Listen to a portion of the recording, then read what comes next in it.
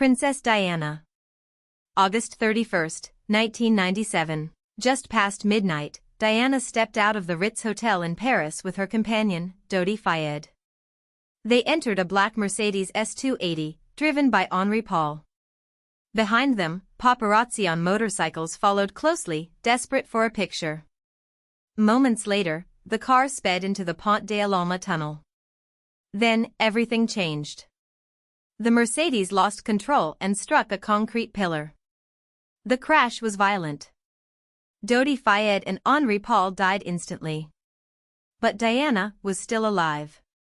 Barely conscious, her head leaning forward in the back seat. A firefighter later recalled her whispering, "Oh my God, what has happened?" Her injuries were hidden but catastrophic. She was rushed to a nearby hospital. For nearly an hour, doctors fought to save her life. At 4:53 a.m., the world lost its princess. News spread across the globe within hours. Millions mourned in disbelief. Crowds gathered at Kensington Palace, leaving flowers, candles, and letters.